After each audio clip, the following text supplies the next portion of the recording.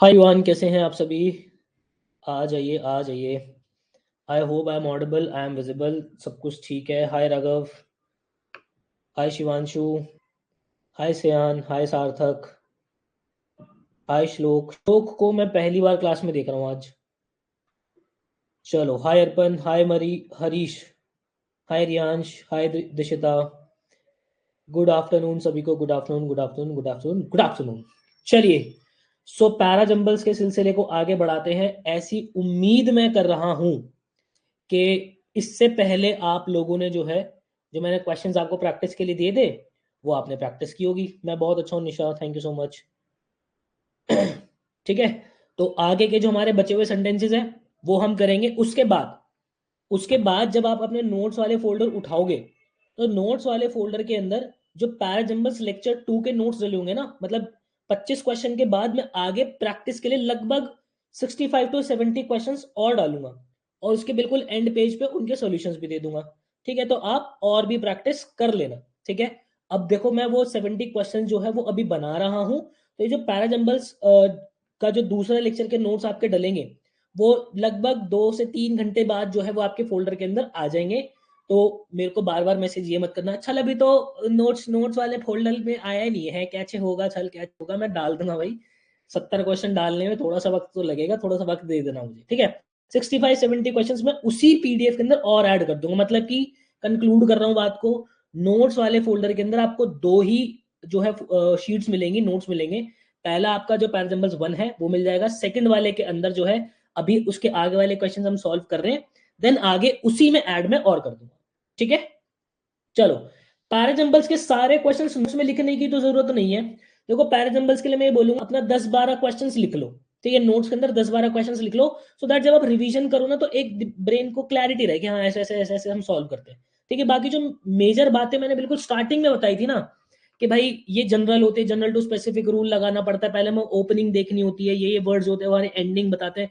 तो एक आधे पेज के नोट्स वो बनेंगे, और बाकी मुश्किल से 8 10 क्वेश्चन आप और जो है लगा लो, ताकि प्रैक्टिस आपकी होती रहे। बाकी तो देखो, ये चीज ऐसी है, इसकी जितनी प्रैक्टिस करोगे उतना निखरेगी।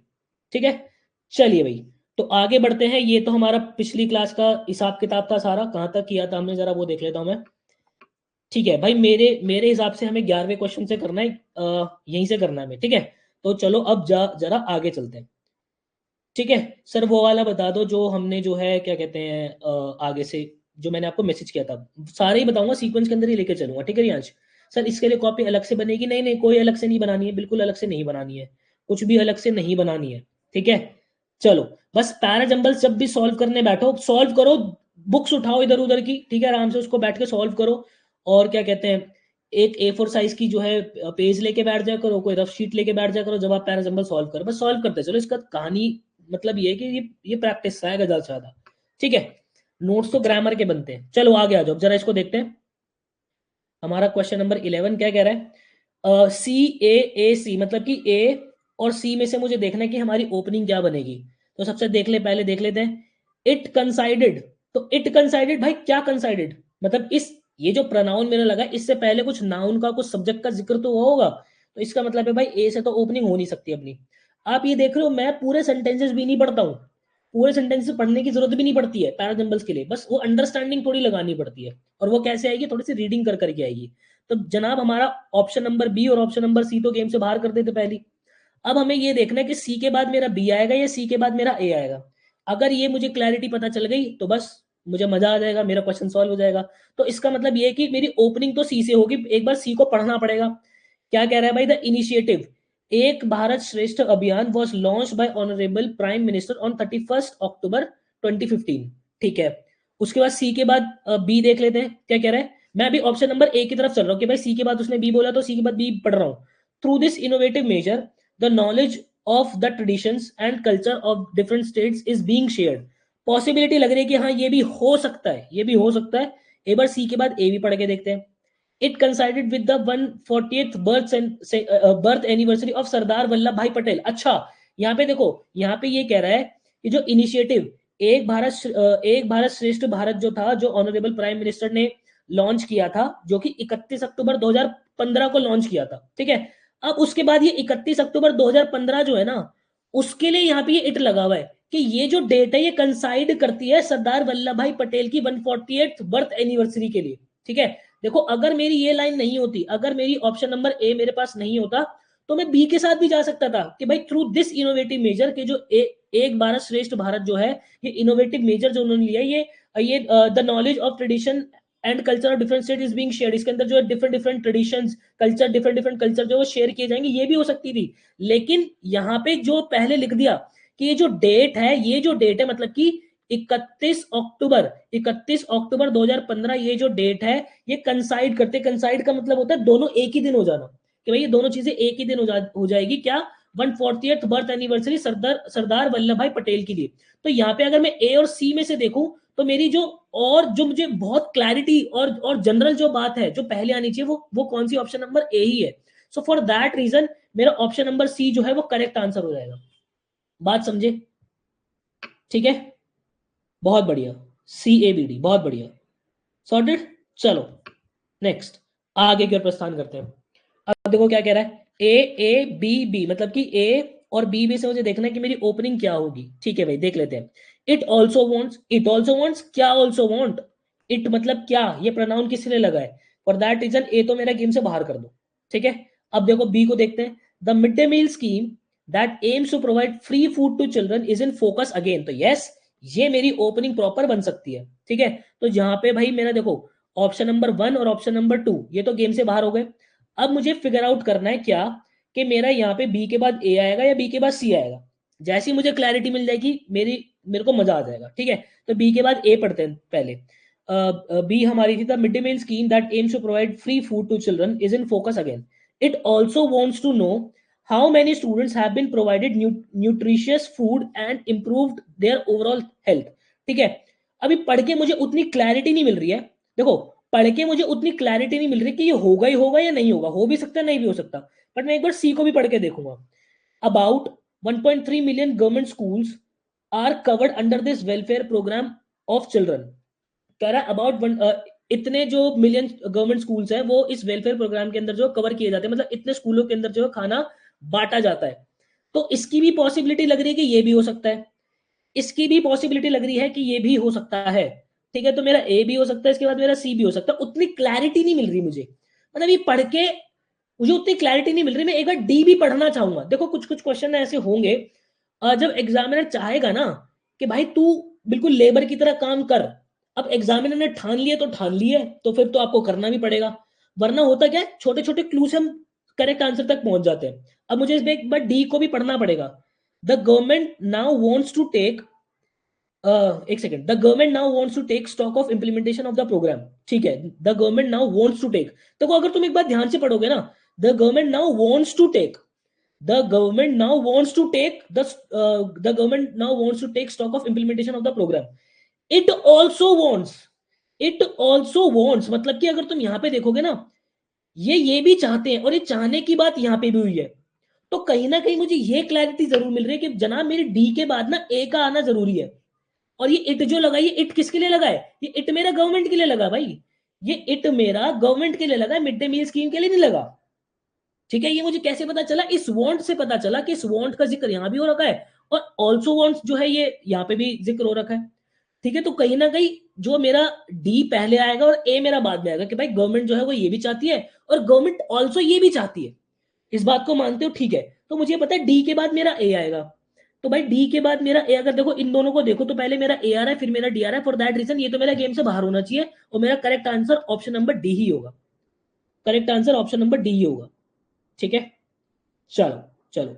सर मैंने कुछ क्वेश्चन देखे थे PYQS में, उसमें 6 सेंटेंसेस थे। अरे क्या फर्क पड़ता है, 6 हो 5 हो 4 हो, कुछ फर्क नहीं पड़ता। ट्रिक तो यही लगेगी, ट्रिक तो सारी यही लगेगी। ठीक है, चलो बहुत बढ़िया। देखो निशा ने ये बता भी दिया कि ऑल्सो वांट से समझ आता है कि पहले भी कोई वांट की होगी डी से पहले। बिल्कुल सही बात है, बिल्कुल सही बात है, करेक्ट। आगे चलते हैं, अब जरा इसको देखते हैं क्वेश्चन नंबर 13 को। यहाँ पे ओपनिंग पकड़ लेते भाई। DCBA मतलब सॉरी DCB, मुझे बताना है B, C और D, इन तीनों में से ओपनिंग क्या होगी। तो पहले बी पढ़ते हैं। In films sound effects play the part of words. ठीक है, वो कह रहे हैं कि फिल्म्स के अंदर जो साउंड इफेक्ट होते हैं ना वो शब्दों को काम करते हैं। तो देयर इज अ पॉसिबिलिटी कि ये मेरी ओपनिंग हो सकती है। ठीक है, मैं एक बार सी भी पढ़ के देखूंगा। वी देन नो, हमें उसके बाद पता चलता है, हमें उसके बाद पता चलता है। एक बात बताओ, स्टार्टिंग में मैं ये बोल रहा हूं हमें उसके बाद पता चलता है कि कौन परफॉर्म कर रहा है, तो जाहिर सी बात है इस सी बात से ज्यादा जनरल बात तो बी है ही मेरे पास। भाई बी मेरी ज्यादा जनरल है, अगर मैं बी और सी स्टेटमेंट को कंपेयर करता हूं तो बी मेरी ज्यादा जनरल है, उसके हिसाब से तो बी पहले आना चाहिए, सी तो पहले नहीं आ सकता। तो जरा इसको काट देते हैं, एक बार डी भी पढ़ के देखता हूं। Once the sound are prefaced or followed by dialogue the sentence is complete. अब देखो अगर मैं डी और बी को भी कंपेयर करता हूं तो मेरी जाहिर सी बात है बी वाली ज्यादा जनरल बात हो रही है। ठीक है, यहां पे अगर मैं once the sounds are prefaced or followed by dialogue the sentence is complete in film sound effects plays a part of word, ये मेरी बी वाली बात ज्यादा जनरल है। ठीक है, ये थोड़ी सी स्पेसिफिक बात है। तो जब बी और डी को मैं देखता हूं तो मेरे पास बी ज्यादा जनरल है, फॉर दैट रीजन मेरा बी ओपनिंग होगी, डी मेरी ओपनिंग नहीं होगी। तो जरा काट लेते हैं, देखो मेरा ऑप्शन नंबर 1 और ऑप्शन नंबर 2 ये तो गेम से आउट हो गए पहली। अब मुझे एक चीज फिगर आउट करनी है, क्या कि मेरा बी के बाद सी आएगा या बी के बाद ए आएगा। ठीक है, तो एक बार बी फिर से पढ़ते हैं। In films sound effects plays the part of word, we then know who is performing an action and why. We then know who is performing an action and why and a clear picture is formed in our mind's eye. ठीक है, वो कह रहे हैं कि अगर मैं इसको ऐसे पढ़ने की कोशिश करता हूँ कि साउंड इफेक्ट जो है वो शब्दों का काम करते हैं, उसके बाद हमें पता चलता है कि कौन परफॉर्म कर रहा है और हमारे माइंड के अंदर जो है क्लियर पिक्चर बनती है। ठीक है, उतनी क्लैरिटी नहीं मिल रही, मैं इसको ऑप्शन में डाल लेता हूँ कि ठीक है हो सकता है कि बी के बाद सी आ जाए, हो सकता है कि बी के बाद मेरी सी आ जाए। बट एक बार मैं जरा इसको भी पढ़ने की कोशिश करूंगा, ए को भी पढ़ूंगा। For example the sound of foot steps followed by slam of door. देखो एकदम से वो पिक्चरों में आवाज नहीं आती, जैसे जिस तरीके से भागने की आवाज आ रही है या चलने की आवाज आ रही है, जैसे कि अगर आवाज आ रही है टक टक टक टक टक टक, तो तुम्हें लग रहा है कि हाँ भाई कोई जेंटलमैन सा चलता हुआ आ रहा है। एकदम से छोटे छोटे कदमों से टक टक टक टक टक टक ऐसे भागने की आवाज आ रही है तो कोई बच्चा भागता हुआ आ रहा है ना। तो अगर ऐसे भागने के बाद उसके बाद दरवाजों का जो बंद होना है वो हमें एक फ्रेज की तरह इंफॉर्मेशन देता है मूवी के अंदर, जो कि कुछ इंफॉर्मेशन कन्वे करती है, हमें कुछ इंफॉर्मेशन कन्वे करती है कि क्या हो रहा है यहाँ पे। ठीक है, तो यहाँ पे अगर मैं देखूं कि इन film sound effects plays the part of word, उसके बाद फॉर एग्जाम्पल जैसे कि जो फुटस्टेप की साउंड है और डोर का बंद होना जो है वो एक फ्रेज की तरह हमें इंफॉर्मेशन प्रोवाइड करता है, तो जाहिर सी बात है मुझे पता चल रहा है कि बी के बाद मेरा ए ही आएगा, बी के बाद मेरा ए ही आएगा, क्योंकि इस एग्जाम्पल लगा के उसने इस बात को कि sound effects plays the part of word इसको और एक्सप्लेन करना चाह रहा है वो। ठीक है, तो यहाँ पे मेरा करेक्ट ऑप्शन क्या होगा, मेरा करेक्ट ऑप्शन होगा ऑप्शन नंबर 4। कोई दिक्कत कोई परेशानी उसके बाद, कोई दिक्कत कोई परेशानी आई होप नहीं होगी। फिर भी एक बार जब तुम करेक्ट आंसर तक पहुंचते हो तो एक आदत बना लो कि उन चारों को एक साथ पढ़ने की कोशिश किया करो। अब पढ़ते हैं जरा। In films sound effects plays the part of words, for example sound of footstep followed by slam of door are like phrase which conveys some information. ठीक है, once the sound are prefaced once the sound are prefaced or followed by dialogue the sentence is complete, we then know who is performing an action and why and a clear picture is formed in our eyes। बिल्कुल सही बात है, थोड़ी सी बात ending होती हुई भी दिख रही है मुझे कि भाई उसके बाद मुझे पता चलता है कि कौन इस एक्शन को परफॉर्म कर रहा है और क्लियर पिक्चर हमारे माइंड के अंदर आती है। ये बात समझ में आ रही है, ये बात समझ में आ रही है। ठीक है, क्लियर हुई, मैं पोल करवा लेता हूं। बात क्लियर है, बताओ भाई, बात क्लियर है?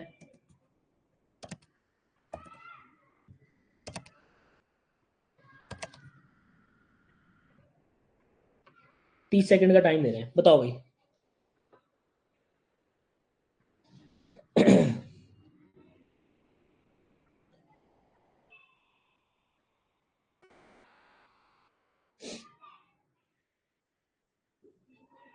तीन बच्चे कह रहे हैं कि ना, तीन बच्चे जरा एक बार आना भाई चैट में, एक बार चैट में आना तीन बच्चे, तीन बच्चे एक बार चैट में आना भैया।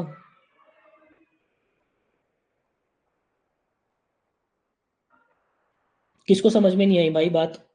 1000% समझ में आ गई। ठीक है, तौहीद और तौहीद बच्चे, चलो बहुत बढ़िया। अरे चैट में तो आओ, मैं तभी तो समझ मैं भी तो समझू कि क्या समझ में नहीं आया, किस पार्ट में दिक्कत आ रही है। उसको समझ के तो फिर आगे बढ़ेंगे। एक बार बताओ तो सही। अब पोल से मुझे पता चल रहा है कि हाँ 3 बच्चे हैं, तो कौन 3? निशा कह रहे क्रिस्टल क्लियर है। बताओ भाई किसको समझ में नहीं आया?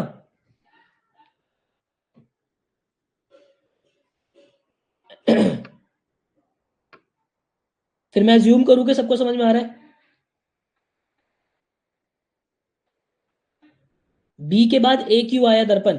बच्चे बी के बाद ए इसलिए आया क्योंकि यहां पे ये देखो ना कि sound effects plays the part of word. ठीक है, साउंड इफेक्ट्स जो होते हैं वो शब्दों को काम करते हैं, जैसे कि फुटस्टेप चलने के बाद जो दरवाजों का बंद होना है, वो एक फ्रेज की तरह में इंफॉर्मेशन देता है। तो ये बात जाहिर सी बात है कि बी के बाद जो ए है उसको और एक्सप्लेन कर रही है, उसको और समझाने की कोशिश कर रही है। तुम बी के बाद सी देखो डायरेक्ट कि भाई फिल्मों के अंदर साउंड इफेक्ट जो है वो बहुत जो है शब्दों का काम करता है। उसके बाद हमें पता चलता है कि कौन परफॉर्म कर रहा है। तो ये कोई बात इसके साथ कनेक्ट ही नहीं बैठ रही, इसके बाद ये बात कनेक्ट ही नहीं बैठ रही। सी थोड़ा थोड़ा ऐसा लग रहा है कि ये एंडिंग जरूर हो सकती है। ठीक है, मैं अगेन एक चीज कह रहा हूं, इसके पीछे कोई कोई लॉजिक नहीं है, कोई रामबाण नहीं है। बस ये है कि हाँ भाई जितनी बेहतर अंडरस्टैंडिंग होगी आपकी, उतने बेहतर करेक्ट आंसर तक आप पहुंचोगे। और वो अंडरस्टैंडिंग डेवलप कैसे होगी? रीड कर करके। अगर आप ये सोच रहे हो कि कोई टीचर आके 4 क्लास ले पैराजम्बल्स के और आपके सारे पैराजम्बल्स ठीक होने शुरू हो जाए, तो ऐसा नहीं होता। ठीक है, वो उस बच्चे के शुरू होते हैं जिसने बचपन से थोड़ी बहुत रीडिंग रीडिंग की होती है, और ये अपने आप बिल्ड होती है चीजें।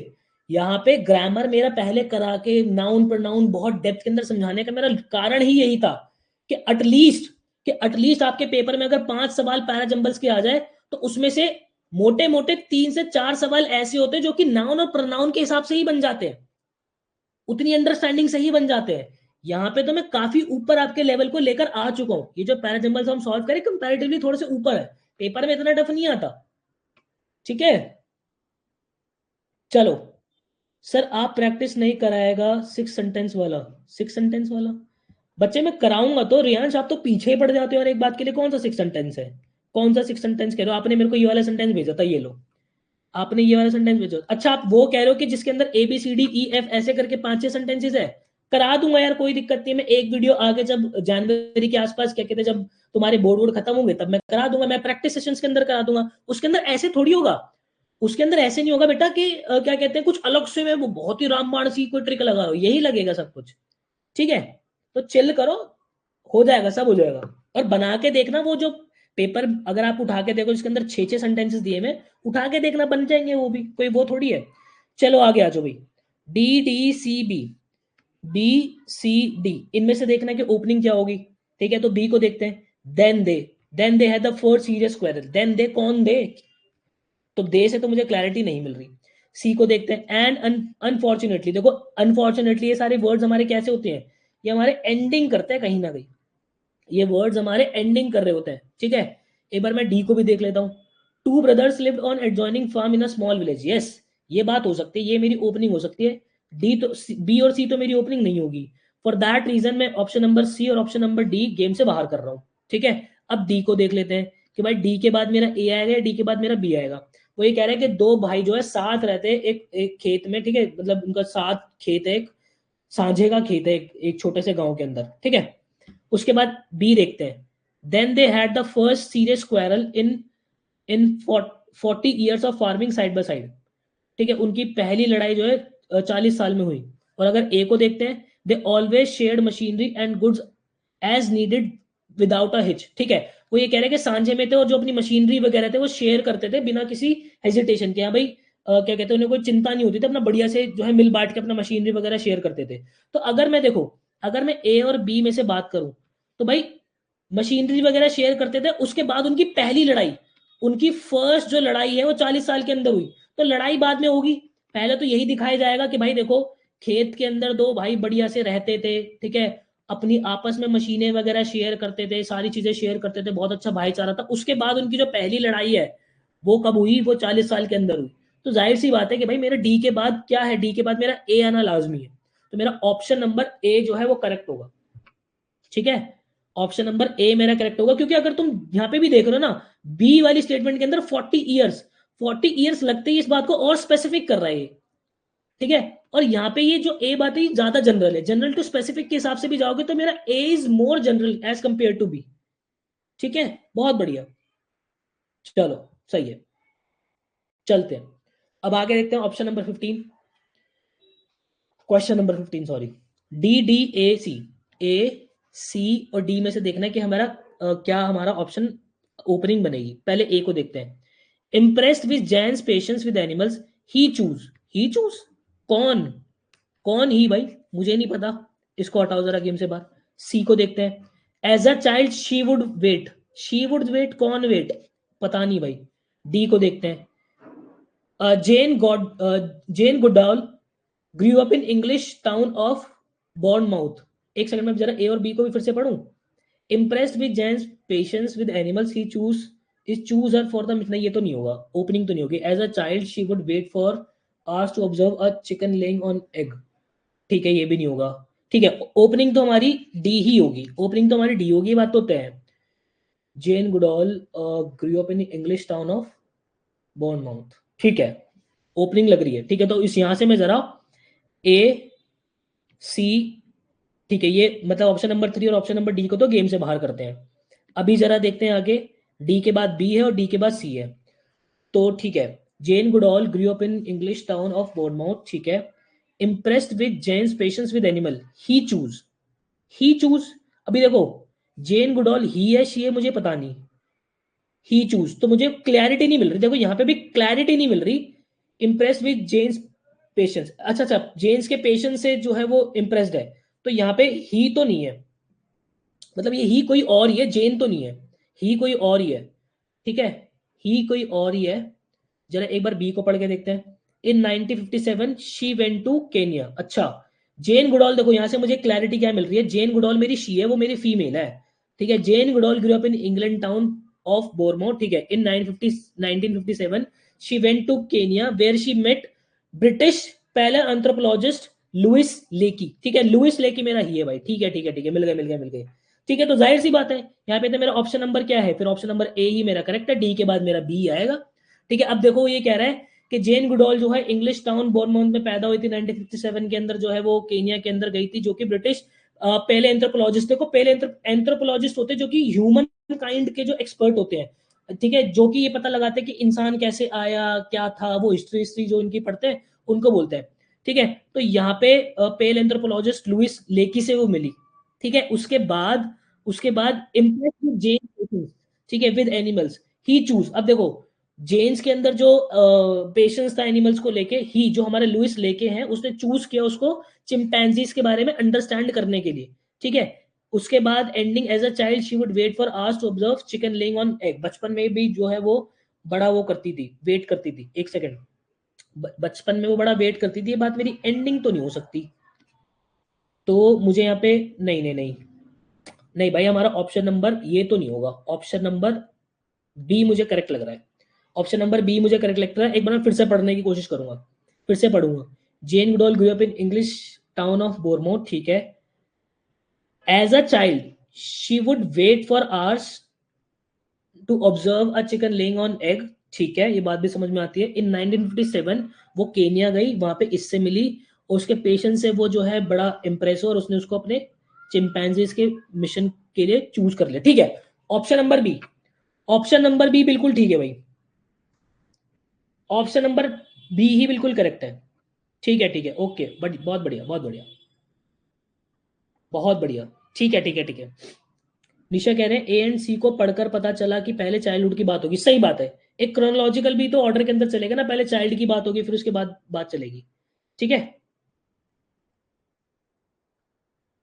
और पैराजम्बल्स के लेक्चर्स आने से पहले जब नोट्स डाले थे, ठीक है, सारे सॉल्व कर देते, 13 18 25 रॉन्ग थे बस। ठीक है, कोई देखो वो तो प्रैक्टिस के लिए बात है, यहाँ पे मैं उन क्वेश्चंस को साथ बैठ के भी प्रैक्टिस करा रहा हूँ कि और थोड़ी सी ब्रॉड लेवल पर अंडरस्टैंडिंग आप लोगों को मिले।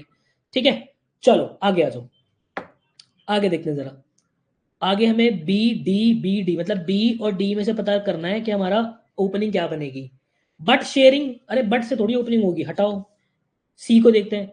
Emotional sharing build strong and lasting bonds, ठीक है, जो इमोशनल शेयरिंग होती है, हम अपने इमोशन जो शेयर करते हैं वो हमारे मजबूत और लंबे चलने वाले रिश्ते बनाते हैं। ठीक है जी, बहुत बढ़िया बात है। तो जरा ऑप्शन नंबर बी और ऑप्शन नंबर डी गेम से बाहर करो। अब मुझे क्लियर करना है कि भाई बी के बाद डी आएगा या बी के बाद सी आएगा। ठीक है। It also helps in healing resentments and hurt. ठीक है, जो हमारी थकावट और ये जो हमारा बिल्कुल हम बहुत हर्ट होते हैं ना, उनको उनको भी हील करने में बड़ा हेल्प करता है। ठीक है, उनको भी बड़ा हेल्प करता है। ठीक है, सी भी मुझे लग रहा है कि भाई बी के बाद सी भी मेरा आ सकता है, हो सकता है, मतलब पॉसिबिलिटी है, दिमाग के अंदर रख लेता हूँ कि पॉसिबिलिटी है, पर एक बार डी को भी पढ़ता हूँ। But sharing laughter brings joy and freshness to relationships.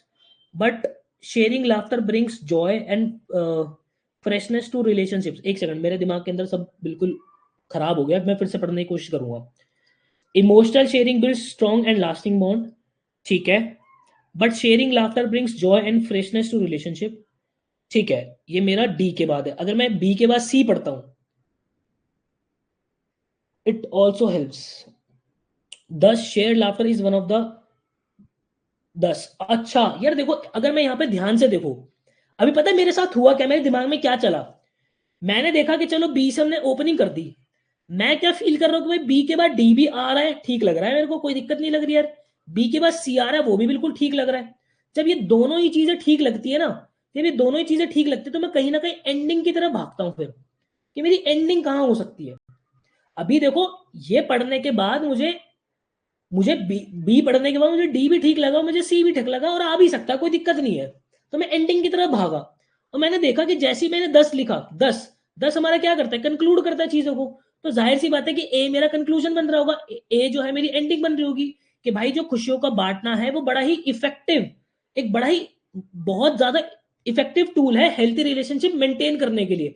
तो मैंने देखा कि मेरी एंडिंग ए पे हो रही है, तो मेरी एंडिंग यहाँ पे तो ए पे नहीं हो रही, तो फॉर दैट रीजन मैं इसको हटा दूंगा, इसको ओपन, इसको कर लेके चलूंगा कि भाई यहां से मैं चल सकता हूँ। भाई मेरी डी से एंडिंग नहीं हो सकती, but sharing laughter brings joy and freshness to relationship, इससे मैं एंडिंग नहीं कर सकता, क्योंकि ए मेरे पास एक बेहतर स्टेटमेंट है और एंडिंग करने की। ठीक है, समझ रहे हो। तो फॉर दैट रीजन मैं क्या जाऊंगा, मैं यहाँ पे ऑप्शन नंबर ए के साथ जाऊंगा। ठीक है, बहुत बढ़िया, सही है, सही है, सही है। आ गया हो। अब देख लेते जरा यहाँ पे क्या कह रहा है। बी सी ए सी, मतलब कि मुझे ए बी और सी इन तीनों में से पता करना है कि भाई मेरी ओपनिंग क्या होगी। स्टेटमेंट वन क्या है, the sectors including agriculture, the sectors, specific sectors की बात कर रहा है ये, किसी स्पेसिफिक सेक्टर्स की बात कर रहा है जिनका जिक्र पहले हुआ होगा कहीं। ठीक है, तो यहाँ पे दो, इससे तो ओपनिंग नहीं हो सकती। एक बार बी को पढ़ते हैं। The GGI framework covered 10 sectors and 58 industries. The GGI framework, ठीक है, तो मुझे लग रहा है कि ये हो सकती है, हो सकती है, होगी या नहीं होगी, भी वो आगे वाली स्टेटमेंट पढ़ के पता चलेगा। मैं एक बार सी को चेक करता हूं। द गुड गवर्नेंस इंडेक्स, जीजे ये देखो, द गुड गवर्नेंस इंडेक्स, मैंने आपको क्या बोला था, जो भी स्कीम होगी पहले उसका पूरा नाम होगा, फिर उसके बाद उसकी एब्रीवेशन होगी, फिर उसके बाद हम एब्रीवेशन यूज करेंगे, पहले ही एब्रीवेशन तो इस्तेमाल नहीं करेंगे। जब भी सेंटेंस आएगा, जो भी हम पैराग्राफ पढ़ेंगे, पहले तो पूरा नाम लिखेंगे, उसके बाद उसकी एब्रीवेशन यूज करते हैं ना, ये मैंने आपको रूल के अंदर ही बताया था। फॉर दैट रीजन बी मेरा ओपनिंग नहीं होगी, इसको काट दो। सी से मेरी ओपनिंग होगी, तो इसका मतलब है कि ऑप्शन नंबर सी और ऑप्शन नंबर ए कट गया भाई मेरा। ठीक है, तो अब मुझे ये देखना है कि सी के बाद मेरा बी आएगा और सी के बाद मेरा ए आएगा, क्या आएगा मुझे चेक करना है। ठीक है, the good governance index GGI 2021 scores have been declared. ठीक है, स्कोर जो है डिक्लेयर हो गए। The GGI framework covered 10 sectors and 58 industries, the sector include, बिल्कुल सही बात है। देखो कि भाई जो हमारा गुड गवर्नेंस इंडेक्स है उसने स्कोर किया, मतलब 2021 के स्कोर उसके डिक्लेयर कर दिए, उसके अंदर 10 सेक्टर और 58 इंडस्ट्रीज कवर्ड है। वो सेक्टर्स जो है वो इंक्लूड, उनके अंदर उस सेक्टर्स के अंदर क्या क्या है, एग्रीकल्चर है, पब्लिक हेल्थ है, पब्लिक यूटिलिटीज है। ठीक है, ये सारे उसने सेक्टर्स की बात करी। तो यहाँ पे भाई देखो बी आएगा, फिर मेरा जो है सॉरी बी कह रहा हूँ, पहले मेरा सी आएगा, फिर मेरा बी आएगा, फिर मेरा ए आएगा। ठीक है, तो यहाँ पे मेरा सी के बाद बी आना है, तो मेरा ऑप्शन नंबर 2 करेक्ट होगा भाई। यहाँ पे ऑप्शन नंबर 2 करेक्ट होगा। कोई दिक्कत, कोई परेशानी, कोई दुख, कोई दर्द, कोई पीड़ा, कोई कष्ट है तो बताओ, बताओ भाई इसके अंदर बताना जरा। कोई जी मचलाना, जी भारी हो, सर भारी हो रहा हो, कुछ बताओ। सब ठीक है, सॉर्टेड है सब, सही है, सही है, सही है, ठीक है, बहुत बढ़िया दर्पण। ठीक है,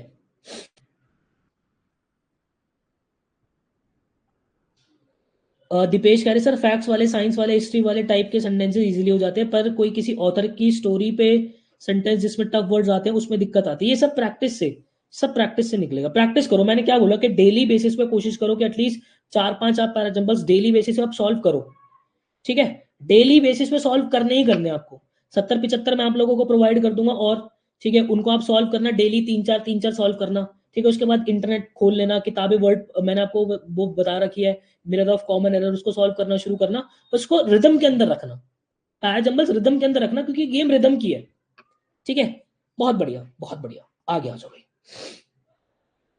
क्वेश्चन नंबर 18 क्या कह रहा है भाई? Question number 18, the British were exploiting the indigo farmers in the area. The British मतलब जो ब्रिटिश के लोग हैं, पीपल, यहाँ पे पीपल की बात हो रही है।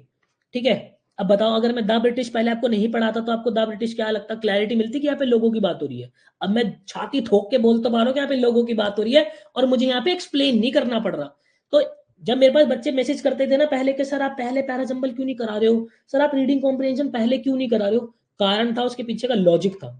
ठीक है कि भाई मैं नहीं करा सकता एकदम से, मेरी एक्सप्लेनेशन बहुत बढ़ जाएगी, कि जो मेरी 2 क्लासेस के अंदर काम हो सकता है ना, उसके लिए मुझे 5-6 क्लासेस लगानी पड़ेगी। क्या फायदा होगा उस चीज का? वीडियो की लेंथ बढ़ेगी, कोर्स की लेंथ बढ़ेगी, कोई मतलब नहीं रह जाता। अब देखो आगे, और देखो, इन the area, in the area किसी स्पेसिफिक एरिया की भी यहाँ पे बात हो रही होगी। फॉर दैट रीजन यहाँ पे मैं ओपनिंग नहीं कर सकता। ठीक है, अब जरा ओपनिंग तो देखते हैं पहले है क्या। CAAC, मतलब ए और सी में से मुझे देखना है कि मेरी ओपनिंग क्या होगी।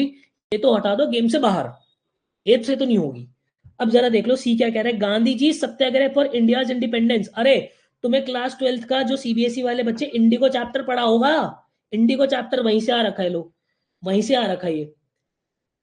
Gandhi ji satyagraha for India independence began with the Champaran movement in Bihar. ठीक है, बिहार का चंपारण मूवमेंट है, वहां से शुरू हुआ था। ठीक है, तो हमने ओपनिंग कर दी। तो जरा मैं ऑप्शन नंबर 2 और ऑप्शन नंबर 3 गेम से बाहर कर देता हूँ। नाउ मुझे ये चीज फिगर आउट करनी है कि सी के बाद ए आएगा। सी, अच्छा इसने सी के बाद ए फिक्स कर रखा है, सी के बाद ए फिक्स कर रखा है, तो एक बार सी के बाद ए पढ़ ही लेते डायरेक्ट, क्या दिक्कत है? Gandhi ji satyagraha for India independence began with the famous Champaran movement in Bihar. The British were exploiting the indigo farmers in the area. भाई यहाँ पे ये कह रहा है कि गांधी जी का जो सत्याग्रह है इंडिया की इंडिपेंडेंस के लिए, वो स्टार्ट हुआ कहां से? चंपारण मूवमेंट, जो कि बिहार में हुआ था। बिहार में क्या हो रहा था कि जो ब्रिटिश लोग थे वो इंडिगो फार्मर्स, ठीक है, जो इंडिगो उगाते थे, उनको बहुत ज्यादा एक्सप्लोइट कर रहे थे, उनको परेशान करते थे उस एरिया के अंदर। कहां पे? बिहार के एरिया के अंदर। ये दा एरिया जो लगा है, क्या बिहार के एरिया की बात हो रही है? ठीक है, अच्छा जी, ठीक है, ये बात मुझे समझ में आ गई। अब मुझे देखना है कि मेरा डी आएगा या मेरा क्या कहते हैं बी आएगा, इसको मुझे फिगर आउट करना है। सो गांधी जी विजिटेड मोतिहारी, मैं डी पढ़ रहा हूं अभी। So Gandhi ji visited Motihari the district headquarter of Champaran 1917 to protest against the britisher. हो सकता है कि ये भी हो, पर एक बार देख लेते हैं। ही lived in the district until the exploitation. अब एक बात बताओ, बात ऐसे चल रही है कि गांधी जी का जो सत्याग्रह है वो स्टार्ट कहां से हुआ? वो स्टार्ट हुआ चंपारण मूवमेंट बिहार से। ठीक है, वहां पे जो ब्रिटिश लोग थे वो उस स्पेसिफिक एरिया के अंदर, मतलब बिहार के अंदर, इंडिगो फार्मर्स को बहुत ज्यादा परेशान कर रहे थे। ठीक है, तो गांधी जी मोतिहारी गए। ठीक है, जो कि डिस्ट्रिक्ट हेडक्वार्टर था चंपारण का 1917, जो कि किस लिए गए? ब्रिटिश के यहाँ पे प्रोटेस्ट करने के लिए। वो उस डिस्ट्रिक्ट के अंदर रहे। भाई पहले डिस्ट्रिक्ट जाएंगे चंपारण वाली, तभी तो वहां रहेंगे, या पहले रह लेंगे और फिर बाद में जाएंगे? तो इसका मतलब ये है कि भाई मेरा पहले बी आएगा और फिर उसके बाद, सॉरी, पहले मेरा डी आएगा उसके बाद ही मेरा बी आएगा। ये बात तो तय है ना, कि भाई वो उस डिस्ट्रिक्ट के अंदर जाएंगे, उसके बाद वो वहां पे रहेंगे। तो यहाँ पे जाहिर सी बात है कि मेरा क्या होगा? पहले मेरा डी आएगा फिर मेरा बी आएगा, तो ऑप्शन नंबर 4 मेरा करेक्ट हो जाएगा। कह दो बात समझ में नहीं आई? Motihari is my home town. अरे वाह, बहुत बढ़िया बहुत बढ़िया, मस्त लोग होते हैं मोतिहारी के, बहुत बढ़िया। सॉर्टेड, कोई दिक्कत इसके अंदर? सब बढ़िया है, बहुत सही बहुत सही, बहुत बढ़िया। आ जाओ फिर इसी के बाद आगे। अब क्वेश्चन नंबर 19 देखते भाई क्या कह रहे हैं। DBCA, ABCD, अच्छा इसमें से ABCD, यहां पे तो मुझे ओपनिंग पता चली, काम हुआ। ओपनिंग पता चलते ही काम हो जाएगा, क्योंकि यहाँ पे तो ABCD सबसे ऑप्शन स्टार्ट हो रहे हैं। तो जरा देख लेते हैं पहले। डी कह रहे हैं देवर अमेज। अरे कौन अमेज? इस दे की एक्सप्लेनेशन तो दो भाई। तो इसको तो हटा दो गेम से बाहर, ये तो नहीं होगा। उसके बाद आ जाओ option number 2 B. A huge plane was forced to crash land when its landing gear got stuck. एक सेकंड, मैंने सी पढ़ दिया क्या? सॉरी, मैं अरे आहा, बी पढ़ना था, मैंने सी पढ़ दिया, सॉरी बी पढ़ रहा हूं. A small nut had fallen into a channel which prevented the gear from moving. ठीक है, एक छोटा नट जो है वो चैनल के अंदर गिर गया था, जिसमें से जो गियर है वो मूव नहीं कर रहा था. ठीक है, अब द गियर किसी स्पेसिफिक गियर की बात कर रहा है, जिस गियर का जिक्र पहले हुआ होगा, जो कि देखो अभी मैंने गलती से सी पढ़ दिया, तो यहाँ पे मुझे वो गियर का जिक्र पता चल गया कि भाई इस गियर का जिक्र जो है पहले हो रखा है, तो मेरा बी से तो ओपनिंग नहीं होगी. ठीक है, बी से तो ओपनिंग नहीं होगी, तो ए और सी को देखते हैं. ए को अगर मैं पढ़ूं, expert mechanics laboured over the plane, किसी स्पेसिफिक प्लेन की बात हो रही है, किसी स्पेसिफिक प्लेन की बात हो रही है, उसकी वजह से मेरा ए भी ओपनिंग नहीं होगी. अब सी को देखो, क्या कह रहा है, a huge plane was force, एक बड़े प्लेन को फोर्स किया गया कि भाई वो क्रैश लैंड करे जब उसका लैंडिंग गियर है वो अटक गया, तो ये मेरी ओपनिंग है. ठीक है, ये मेरी ओपनिंग है. आप डायरेक्ट ए से ओपनिंग नहीं कर सकते कि भाई जो एक्सपर्ट मैकेनिक है वो उस प्लेन के अंदर 3 घंटे तक लग रहा है. कौन सा प्लेन? ये ह्यूज प्लेन, इस वाले प्लेन की बात हो रही है. तो पहले जनरल बात आएगी, फिर स्पेसिफिक बात आएगी. तो जनरल बात है तो मेरा सी ही जनरल बात है, तो सी से ही ओपनिंग है और सी ही मेरा आंसर हो जाएगा, फिर तो बात ही खत्म. आपके सीयूईटी के अंदर भी, ठीक है, क्वेश्चन पेपर्स उठा के देखोगे तो लगभग 80% पैराजंबल्स के ऐसे क्वेश्चन आए हुए हैं जो कि ओपनिंग पकड़ते सॉल्व हो जाएंगे. ठीक है, बहुत बढ़िया. ठीक है, पहले प्लेन क्रैश होगी, नहीं, अरे प्लेन को क्रैश करने की बात नहीं कर रही हो, वो यहाँ पे कह रहे कि प्लेन को फोर्स किया गया एक क्रैश लैंड कराने के लिए. क्रैश लैंड मतलब कि थोड़ी सख्त सी लैंडिंग कराने के लिए. ठीक है निशा, चलो आगे चलते हैं. अब ये देखते हैं भाई, कुछ इस तरीके के क्वेश्चंस भी जो है, हालांकि सीयूईटी में अभी तक नहीं आए, बट मतलब अगर लेवल अप होगा तो इतना ही होगा, उससे ऊपर नहीं जाएगा. होता क्या है कि जो हमारी स्टार्टिंग की लाइन होती है, और जो हमारी एंडिंग की लाइन होती है, ये फिक्स होती है. ये बात भी फिक्स है और ये बात भी फिक्स है कि ये तो यही रहेंगे, जो का तो ये तो ऐसे ही रहेंगे. इनके अंदर चेंजेस होंगे, जो भी ऊपर नीचे करना होगा बीच वालों के अंदर करना पड़ेगा. ठीक है, अच्छा जी, पढ़ते हैं जरा. Stonehenge is a historic site in southern England के अंदर स्टोनहेंज जो है एक बड़ी हिस्ट्रिक साइट है. तो यहाँ पे CBAD, मतलब कि मुझे पता करना है कि मेरा A, B, C और D, अच्छा चारों ही दे दिए इसके अंदर भी, कि भाई इन चारों में से मेरी कौन सी ओपनिंग होगी, जरा हम पता करते हैं. ठीक है, पहले ए को देख लेते हैं, फिर चलो ए को देख लेते हैं. It is a religious shrine. ठीक है, एक बड़े ही रिलीजियस धार्मिक श्राइन है वो. यहाँ पे तो पॉसिबिलिटी है कि इससे ओपनिंग हो. ठीक है, फिर एक बार इसको देख लेते हैं, बी को देख लेते हैं. At first there were only a circular mound. देखो अगर मैं ए और बी को देखता हूं, बेटा, तो मैं ये कह रहा हूं कि भाई स्टोनहेंज जो है वो एक हिस्ट्रिक साइट है सदर्न इंग्लैंड के अंदर, ये एक रिलीजियस श्राइन है. ठीक है, ये बात ज्यादा स्पेसिफिक, जो ज्यादा जनरल है, मेरा ए जो है वो ज्यादा जनरल है बी से, कि भाई पहले वहां पे जो एक सर्कुलर माउंट था, या पहले हम ये बोलेंगे ना कि भाई स्टोनहेंज जो है वो एक बड़ी हिस्ट्री सी साइट है वहां पे, और बड़ी धार्मिक सी है यार, बड़ी धार्मिक सी चीज है, और वहां पे तेरे को पता है एक सर्कुलर माउंट है. तो सर्कुलर माउंट एक स्पेसिफिक बात है, तो वो बाद में आएगी मेरे पास. अब देखो ए मेरा पहले आएगा नहीं आएगा वो मुझे नहीं पता, बट मुझे ये पता है कि बी से तो पहले ए आएगा ही आएगा, क्योंकि जनरल बात है. फॉर दैट रीजन बी से तो मेरी ओपनिंग नहीं हो सकती. ठीक है, this was dug in 1900 BC. एक बात बताओ, अगर तुम ये भी बोल रहे हो Stonehenge is a historic site in southern England, उसके बाद ही बोल रहे हो कि इसको जो है 1900 BC में खोदा गया, उसको 1900 BC के अंदर जो है खोदा गया. ठीक है, उसको 1900 BC के अंदर खोदा गया, ये भी मुझे लग रहा है कि भाई हो सकता है कि ये भी हो. ठीक है, हो सकता है ये भी हो, पर आगे भी देख लेते हैं. The familiar circle of giant stone was added 400 years later. अच्छा यहाँ पे देखो, यहाँ पे पता है क्या कह रहा है ये, यहाँ पे अगर मैं डी को देखता हूं कि 1900 BC के अंदर उसको खोदा गया. ठीक है, और यहाँ पे जो है 400 साल बाद सिमिलर एक फेमिलियर सर्कल जो है बड़े बड़े पत्थरों का, वो 400 साल बाद ऐड किया गया. तो मतलब मुझे ये पता चल रहा है कि सी के बाद कहीं ना कहीं तो डी मेरा आएगा ही आएगा. ये दोनों बात तो आपस में कनेक्टेड है, सी और डी. सी और डी तो आपस में मेरी कहीं ना कहीं कनेक्टेड है, सी और डी तो मेरी आपस में कहीं ना कहीं कनेक्टेड है, ठीक है।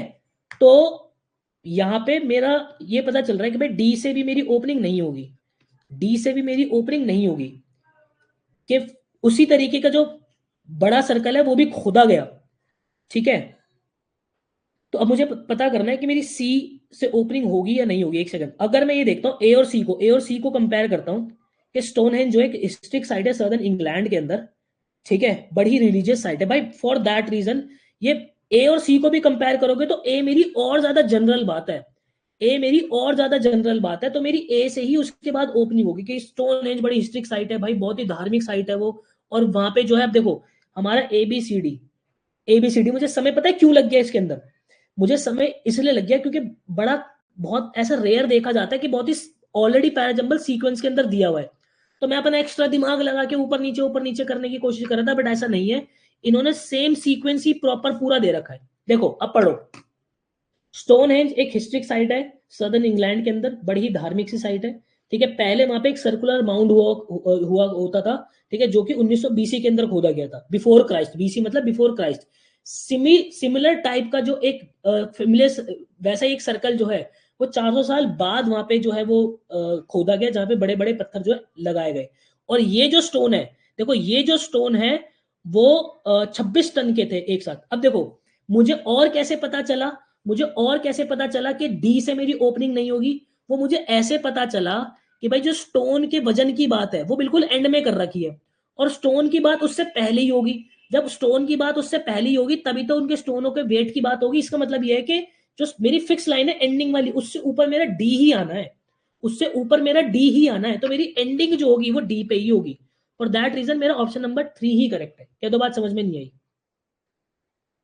क्या दो बात समझ में नहीं आई? ये बात समझ पा रहे हो या नहीं समझ पा रहे?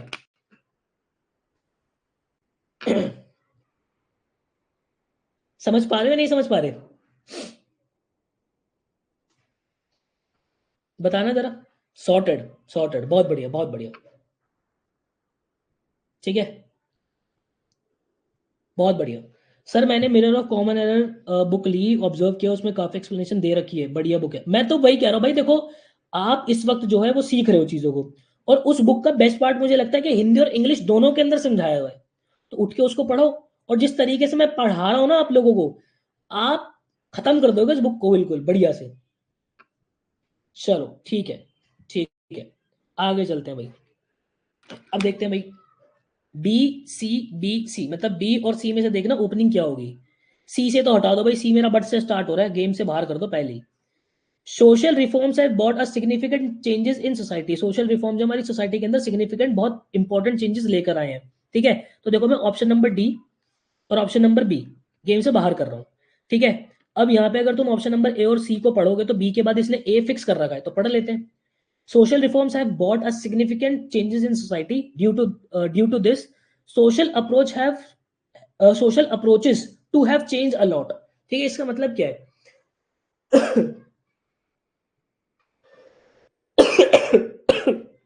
I'm sorry. हम्म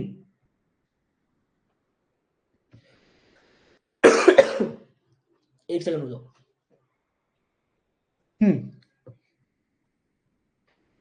बी के बाद इसने ए फिक्स कर रखा है।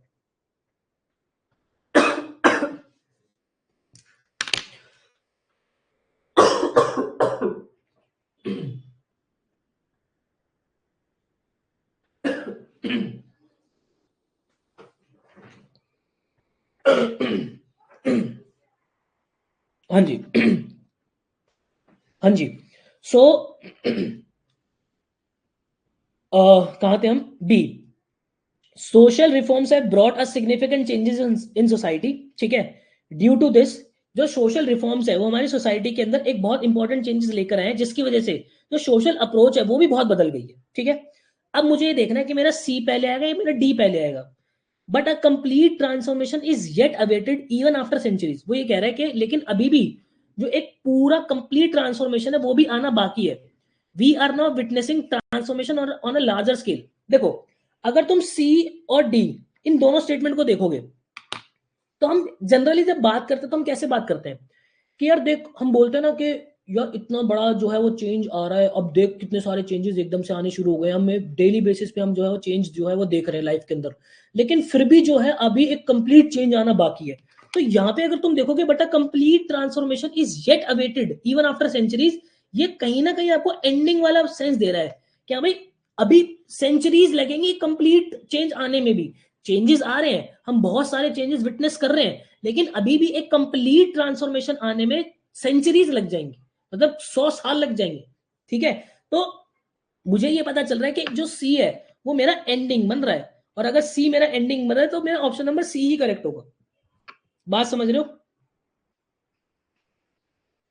बहुत बढ़िया। चेंज आया है बट अभी बाकी है, बिल्कुल सही बात है कि चेंज आया है बट अभी चेंज बाकी है, अभी और कंप्लीट चेंज आना और बाकी है। ठीक है, चलिए जी, question number 22। Under normal conditions, ये बात फिक्स है, and then the state and then state the actual business, ये बात फिक्स है। ठीक है, तो ए बी ए ए, मतलब कि मुझे ए और बी में से देखना है कि मेरा क्या स्टार्टिंग होगी। Under normal conditions talk of nothing in particular है, under normal condition talk of particular in talk of nothing in particular कोई सेंस ही नहीं बन रही, ग्रामेटिकली भी कोई सेंटेंस नहीं बन रहा, कुछ बन ही नहीं रहा, तो ए से तो मेरी ओपनिंग नहीं होगी, ए से ओपनिंग नहीं होगी तो option number D, option number C और ऑप्शन नंबर ए गेम से बाहर, तो मेरा टू ही करेक्ट होगा। पढ़ के भी देख लेते हैं टू को भाई, ठीक है। चलो, under normal condition he would welcome us with a smile, ठीक है, नॉर्मल कंडीशन में वो हमें स्माइल के साथ जो है वेलकम करेगा, ठीक है, क्रैक अ जोक और टू, एक दो जोक मारेगा, ठीक है, talk of nothing in particular for couple of time, for a couple of minutes, कुछ देर तक वो कुछ बात नहीं करेगा, and then state the actual business. ठीक है, बिल्कुल सही है, कोई दिक्कत नहीं इसके अंदर, ऑप्शन नंबर टू मेरा करेक्ट हो जाएगा। ठीक है भाई, अगर तुम S1 स्टेटमेंट जो कि मेरी फिक्स है, इसके बाद डायरेक्ट ए पढ़ोगे तो तुम्हें ऐसी सही सेंस नहीं आएगी, है कहना क्या चाह रहा है भाई, तो कुछ मतलब ही नहीं बन रहा। ठीक है, तो टू ही मेरा ठीक ठीक होगा फिर तो। चलो जी, बहुत बढ़िया, बहुत बढ़िया। Sir could you please explain 18 again? ठीक है भाई, 18 को एक बार फिर से देख लेते हैं, 18 फिर से देख लेते हैं। देखो बच्चे, क्या था यहाँ पे, बात यह है कि गांधी जी का जो सत्याग्रह है वो स्टार्ट हुआ फेमस चंपारण मूवमेंट बिहार में, ठीक है। उसके बाद चंपारण में हो क्या रहा था कि जो ब्रिटिश लोग थे वो इंडिगो फार्मर्स को बहुत ही एक्सप्लॉइट कर रहे थे, बहुत ही परेशान कर रहे थे, ठीक है। देन उसके बाद क्या बात होगी कि भाई गांधी जी जो है वो मोतिहारी गए, जो कि डिस्ट्रिक्ट हेडक्वार्टर है चंपारण का, in 1917 to protest against the britisher, तो जो जो हमारे ब्रिटिश लोग थे उनके अगेंस्ट प्रोटेस्ट करने के लिए, और वो वहां रहे until the exploitation of the farmers was successfully stop, जब वो वहां पे तब तक रहे जब तक जो उनको परेशान करना था, ब्रिटिशर्स जो लोग हमारे इंडिगो फार्मर्स को परेशान कर रहे थे वो खत्म नहीं हो गया, वो रुक नहीं गया बिल्कुल। ठीक है, बात समझ रहे बच्चे, कोई दिक्कत अब इसके अंदर? ठीक है, ठीक है, चलो बहुत बढ़िया। निशा कह रहे हैं कि सर मैंने भी यही बोला था कि हैं कहना क्या चाह रहे हो, बिल्कुल सही बात है भाई, इसके बाद ये पढ़ोगे तो यही सेंस आएगी कि कोई कहना क्या चाह रहा है, कोई मतलब ही नहीं निकला, कोई सेंस ही नहीं निकली। ठीक है, और ये मतलब नहीं निकला, ये सेंस नहीं निकली, ये बात आप कैसे रिलेट कर पा रहे हो, थोड़ी बहुत ग्रामर अंडरस्टैंडिंग है अब आपकी, ठीक है, ग्रामर थोड़ी सी मजबूत है आपकी, ठीक है, इसलिए अब पढ़ के भी थोड़ा समझ में आ जाता है कि भाई बात ही नहीं हो रही कुछ। ठीक है, ये अंडरस्टैंडिंग डेवलप होती है। ठीक है, चलो आगे आ जाओ। अब अगेन हमारा ये देख लो भाई, ये वाली लाइन और ये वाली लाइन तो फिक्स है, तो पढ़ते हैं। It is said that health is wealth, ये कहा जाता है कि हेल्थ जो है वही वेल्थ है, तो बी सी ए डी, मतलब कि A B C D, opening मिलते काम हो जाएगा, ओपनिंग मिलते ही काम हो जाएगा बेटा। ही यूजेस, भाई ही यूजेस कौन यूजेस, एक बात बताओ, हेल्थ के लिए या वेल्थ के लिए ही लगाओगे क्या? ही किसके लिए लगता है? जो मेल होते हैं उनके लिए, हेल्थ और वेल्थ दोनों ही मेल नहीं है, हटाओ दो भाई, ए तो नहीं होगा। he does not, he doesn't talk, he कौन ही मुझे नहीं पता। a healthy person can do this work well, a healthy person can do this work well, possibility है कि ये हो सकता है। he reads, अब इसके अंदर फिर से reads, तो he reads कौन reads मुझे नहीं पता भाई, he किसके लिए है, इसको भी हटा दो गेम से बाहर, तो हमारा सीधा सीधा से क्या हो जाएगा, ऑप्शन नंबर टू करेक्ट हो जाएगा, ऑप्शन नंबर टू करेक्ट हो जाएगा। It is said that health is wealth, ठीक है, a healthy person can do his work well, ठीक है, he reads about medical columns in newspaper and watches television program, फिर इसके बाद he doesn't talk about his health, he uses his health for work, he does not even imagine being ill. ठीक है, इस तरीके से चीजें चलेंगी। बहुत बढ़िया, बहुत बढ़िया। चलो जी आगे आओ। A मतलब कि A और D में से देखना क्या होगा। ठीक है, inviting quotations for purchase of good is a good practice. वो होता है ना कि भाई कोटेशंस मंगा लेते, जैसे कि मान लो कोई गवर्नमेंट है, ठीक है, अब गवर्नमेंट जो होते जब अपना कोई टेंडर निकालते किसी चीज का, कि भाई मान लो मुझे कुछ बनवाना है, तो अपना वेबसाइट पर डालते हैं कि हम इस तरीके से जो है बनवाना चाहते हैं, तो फिर कोटेशंस जाती है कि मैं ये आपका काम इतने में कर दूंगा, ये मैं आपका काम इतने में कर दूंगा, ये मैं आपका काम इतने में कर दूंगा। जो बेहतर लगता है कि भाई कि ये जो है बढ़िया क्वालिटी दे रहा है, उसके रेट भी बहुत अच्छे हैं। कोई हो सकता है कि 10 रुपए का माल लगा रहा है, कोई हो सकता है कि सेम माल जो 8 रुपए का लगा दे, तो हम तो वही देखेंगे ना कि जहाँ पे बेहतर हो सके, जहाँ पे हमारा पैसा भी बच सके। तो कोटेशंस मंगवाना एक अच्छी आदत होती है। ये ऑप्शन नंबर ए कह रहा है। एक बार डी को देख लेते हैं। अगर मैं डी से ही ओपनिंग करता हूँ, बाय डूइंग दिस, क्या बाय डूइंग दिस, कुछ नहीं पता भाई, हटाओ गेम से बाहर। मतलब कि ऑप्शन नंबर सी और ऑप्शन नंबर डी तो गेम से बाहर हो गए। स्टार्टिंग मेरी ऑप्शन नंबर ए से ही होगी। अब मुझे फिगर आउट करना है कि ए के बाद सी आएगा या ए के बाद मेरा डी आएगा। तो देखो भाई, inviting quotations for purchase of goods is a good practice. By doing this a competitive rate can be finalise. ठीक है, ऐसा करने से एक कॉम्पिटिटिव रेट पता चलता है कि हाँ ये कॉम्पिटिशन के अंदर कितने लोग हैं और वो क्या क्या रेट लगा रहे हैं। ठीक है, मार्केट के अंदर क्या वैल्यू है इस चीज की। तो ये एक सेंस बना रहा है कि बी के बाद मेरा डी आ सकता है, लेकिन मैं ऐसी थोड़ी छोड़ दूंगा। मैं बी के बाद एक बार जो है ए के बाद सॉरी सी भी तो पढ़ूंगा।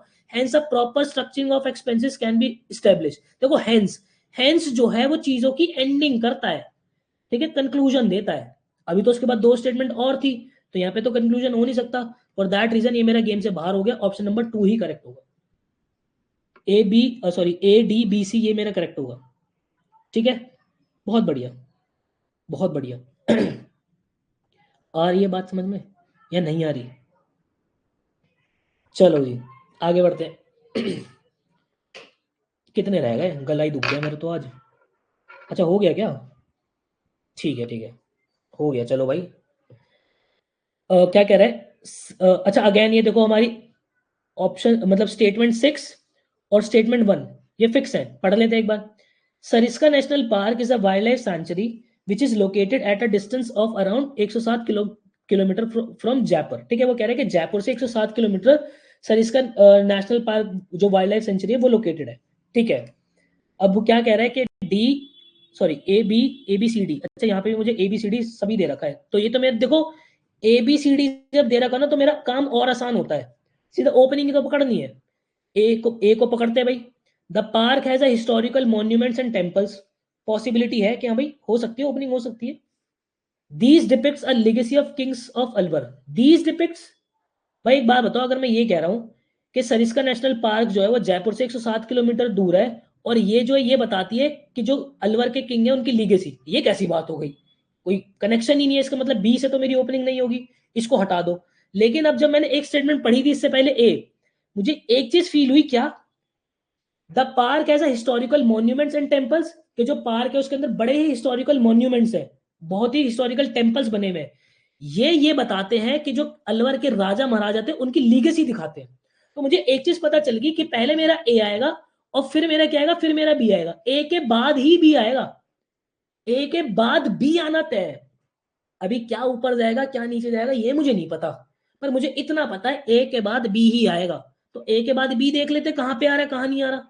भाई जरा यहाँ पे अगर तुम देखोगे, देखो बी के बाद ए दे रखा है, हटा दो गेम से बाहर। ठीक है, हटा दो सीधा गेम से बाहर। ठीक है, तो मतलब सी से भी मेरी ओपनिंग नहीं हो रही। ठीक है, उसके बाद बी के बाद यहाँ पे क्या दे रखा है, डी दे रखा है, और बी के बाद ही ए दे रखा है, इसको भी हटा दो गेम से बाहर कि भाई ये भी नहीं होगा मेरा। ठीक है, और अगर मैं इसको देखता हूँ ए के बाद इसने डी दे रखा है, ए के बाद इसने डी दे रखा है, ए के बाद डी दे रखा है, तो ए के बाद डी नहीं, मुझे जो ए के बाद बी चाहिए भाई, हटाओ इसको भी गेम से बाहर। देखो ये रहा ए के बाद मेरा बी, ए के बाद बी मेरा ये रहा, और जरा पढ़ के भी देख लो इसको। ठीक है, अंधेधुन मत चलना भाई, अंधेधुन मत चलना, मैं पढ़ के भी देख लेना फिर। ठीक है, अब मैं जरा इसको पढ़ता हूँ। Sariska national park is a wildlife sanctuary which is located at a distance of around 107 kilometre from Jaipur. उसके बाद मैं डी पढ़ता हूँ। The park is bigger than Ranthambore national park. जो वो पार्क है वो रणथंबोर नेशनल पार्क से बड़ा है। Make sense? भाई बिल्कुल सेंस बना रहा है कि हाँ भाई पार्क की बात हो रही है, पार्क को और एक्सप्लेन किया है। तो इसके बाद सी पढ़ते हैं कि both carnivores and herbivores are found in this place. दोनों ही जो कार्निवोर्स मांसाहारी है और जो पेड़ पौधे खाने वाले जो जीव है वो दोनों मिलते हैं यहाँ पे। बिल्कुल सही बात है, क्योंकि पार्क की बात हो रही है, वाइल्ड लाइफ सेंचुरी की बात हो रही है, उसकी ही एक्सप्लेनेशन है। फिर उसके बाद आगे बात क्या हुई, the park has a historical monuments and temples. उस पार्क के अंदर हिस्टोरिकल मॉन्यूमेंट्स है, हिस्टोरिकल टेम्पल्स है, जो कि अलवर के जो किंग है उनकी लीगेसी दिखाते हैं। ठीक है, उनकी लीगेसी दिखाते हैं। फिर एंडिंग किस पे हो रही है कि द तड़ वृक्ष palm tree is usually found in at this place. जो पाम ट्री है वो भी इस प्लेस पे मिलता है। तो यस, मेरा ऑप्शन नंबर ए बिल्कुल करेक्ट है भाई, कोई दिक्कत कोई परेशानी इसके अंदर नहीं है। बात समझ में आई? DCAV, बहुत बढ़िया जी, बहुत बढ़िया। तो यहाँ पे देखो, जितना मुझे पढ़ाना था, जितना मुझे आप लोगों को पैराजंबल सिखाना था, मैं लेक्चर 1 के अंदर ही सिखा चुका हूं। अब बात आती है कि आप कितनी प्रैक्टिस करते हो, आप खुद को कितना निखारते हो। वो निखार आपके हाथ में ही होगा सारा। तो जितना प्रैक्टिस कर सकते हो उतना प्रैक्टिस करो। ऐसा बिल्कुल मत कर देना कि एक ही दिन लेके बैठ गए, 70 क्वेश्चन लगा दिए, उसके बाद 70 दिन कुछ नहीं किया, तो वापस से घड़ी कहां आ जाएगी, जीरो पे ही आ जाएगी। इसलिए 2-3 सवाल, चाहे आसान हो चाहे कोई बड़ा पैराजंबल हो, कोई दिक्कत नहीं है, 2-3 सवाल डेली बेसिस पे सॉल्व कर लेना। इस बात को दिमाग में चिपका लो। ठीक है, चाहे बोर्ड चल रहे हो चाहे कुछ चल रहा हो, बीच में एक आधे दिन का गैप मार सकते हैं कि कल मेरा बोर्ड का ही पेपर है अकाउंटेंसी का, तो चलो आज रहने देते, कोई बात नहीं। लेकिन 2-3, मैं ज्यादा नहीं कह रहा आपसे, 2-3 पैराजंबल सॉल्व करना, क्योंकि आपके पेपर के अंदर 4 से 5 पैराजंबल्स आपको देखने को मिल सकते हैं। और 4 से 5 नंबर का मतलब होता है 20 से 25 नंबर। और 20 से 25 नंबर अगर गलत हो गए तो नॉर्थ कैंपस छोड़ो, साउथ कैंपस के किसी पीछे वाले कॉलेज में आ जाओगे। ठीक है, बहुत बढ़िया। चलो जी, बाय एवरीवन, टेक केयर, अपना ख्याल रखो, बाय बाय बाय। शेर भुप्पी भैया ही कह दें, शेर। ठीक है, चलो बाय।